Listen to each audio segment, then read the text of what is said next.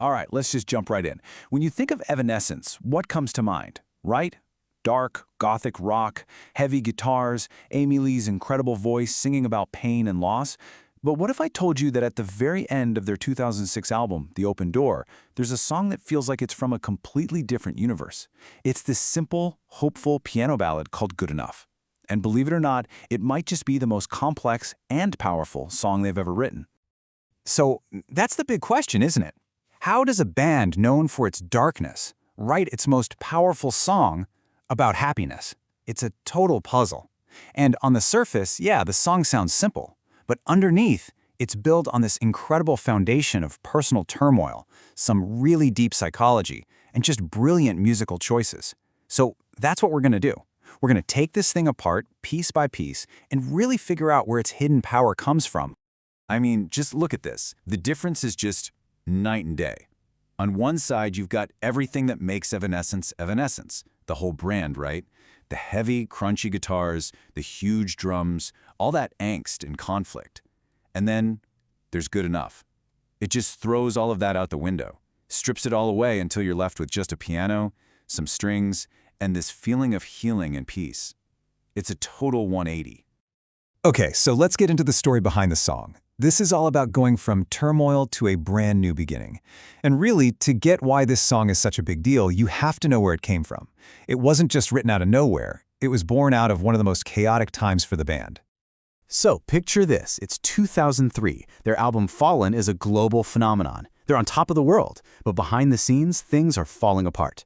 The band's co-founder, Ben Moody, just abruptly leaves, right in the middle of a tour. His creative partnership with Amy Lee was, let's just say it was complicated, and often pretty toxic. So suddenly, Amy Lee is in the driver's seat with full creative control for the very first time. And the album that comes out of all this, The Open Door, is basically her declaration of independence. And Good Enough? That's the final word, the definitive statement at the end of it all. And this is where the story pivots from all that professional chaos to something much more personal, something about healing. See, the song was written for her longtime friend Josh Hartzler, who would eventually become her husband. So if you think of the whole album as this long, dark journey through pain and depression, Good Enough is the destination. It's that light at the end of the tunnel. And get this, Amy Lee herself said it was way harder for her to write about being happy than it was to write about pain. Pain was her comfort zone, creatively speaking. So think about that.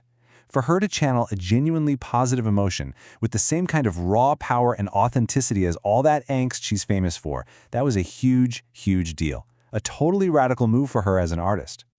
All right, now we get to the really juicy stuff, the psychology of healing. We're going to decode the lyrics of hope. Because this is where it gets fascinating. We need to dig into the words because what sounds like a simple, sweet love song is actually, well, it's this incredibly complex story about what it really, truly feels like to heal.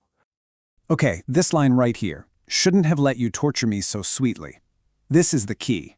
This one line unlocks the entire song. It's a total paradox, right? I mean, how can you put torture and sweetly in the same sentence? How can kindness feel like torture? And the answer? It has nothing to do with abuse. It has everything to do with vulnerability. This actually taps into a real psychological idea, sometimes called cherophobia, basically the terror of happiness. And it makes so much sense when you think about it. If your brain is just wired for chaos and trauma, then peace, safety, security, that can actually trigger anxiety. The calm feels wrong, it feels dangerous. You're just waiting for the other shoe to drop. So that sweet torture, it isn't cruelty.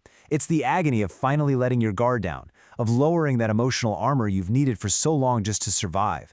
It's the terrifying feeling of truly trusting someone. And once you understand that, this next part just clicks into place. The line is, crave my heart, and it's bleeding in your hand. Notice the wording. It's not you make my heart bleed. The heart is already bleeding, from old wounds, from past trauma. And for the very first time, someone is actually holding it with care. They're not causing the pain. They're witnessing it. They're accepting it. That's a massive shift away from blame and straight into healing. And this line right here is the absolute psychological climax of the whole song.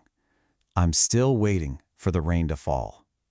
The rain, of course, is a metaphor for disaster, for things going back to the way they were, back to that real life of pain that feels more familiar than happiness. It's basically emotional imposter syndrome, this feeling that you don't actually deserve to be happy, and you're just waiting for it all to come crashing down. And you can literally watch this whole journey of self-worth unfold in the chorus itself. It's amazing. First, she starts with this internal realization, kind of tentative, I feel good enough for you.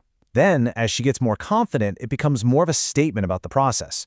It's been such a long time coming, but I feel good. But then, at the very end, it turns into this incredibly raw and vulnerable question.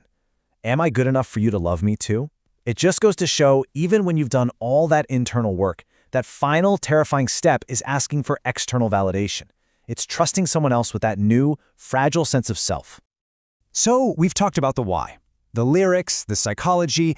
Now let's get into the how, the music. We're going to look at how they crafted the sound of hope. Because I'm telling you, every single choice they made in the studio was designed to tell this story. And the first thing you notice is what's missing. The real power of this song comes from its absences.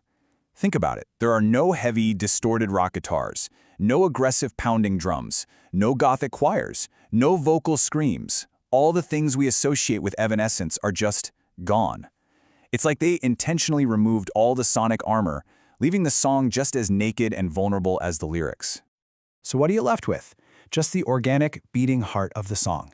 And it doesn't get more personal than this. For the recording, they literally moved Amy Lee's own piano from her home into the studio.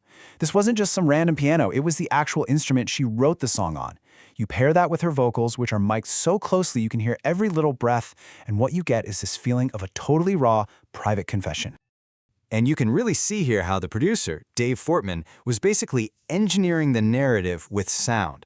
The fact there are no drums, that gives you this feeling of floating, of letting go of control. The super long reverb they use, it creates this huge, almost spiritual sounding space. And the orchestra doesn't just play along, it literally blooms as the song goes on, mirroring that emotional acceptance. Even the stereo field gets wider, moving from this tight, intimate sound to something massive and open. Every single choice is there for a reason, to tell the story. Okay, let's tie this all together now into an anthem of self-worth, the final catharsis. Because when you put all these pieces together, you realize this isn't just some quiet little ballad tacked on to the end of a rock album. No way. This is the entire therapeutic climax of the record. It's an anthem about finding your self-worth after walking through fire. And that's the real takeaway, I think. The song isn't really about finding love. It's about learning to accept it.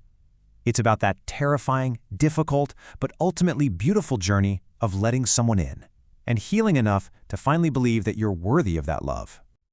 And how do they end it? Not with a big finale, but with a long, slow exhale. The fade-out on this song is over 2 minutes long. Just the piano and the strings, slowly, peacefully fading into complete silence. That is such a deliberate choice. It's designed to leave you, the listener, in that state of resolution. After a whole album of chaos, it doesn't end with a scream. It ends with a sigh of relief. Which really just leaves us with one final thought. You know, we always think of bravery in art as facing your demons, confronting the darkness. But maybe Good Enough shows us a totally different kind of courage. What if the bravest thing you can do, as an artist or just as a person, isn't staring into the abyss, but finally daring to turn around and embrace the light?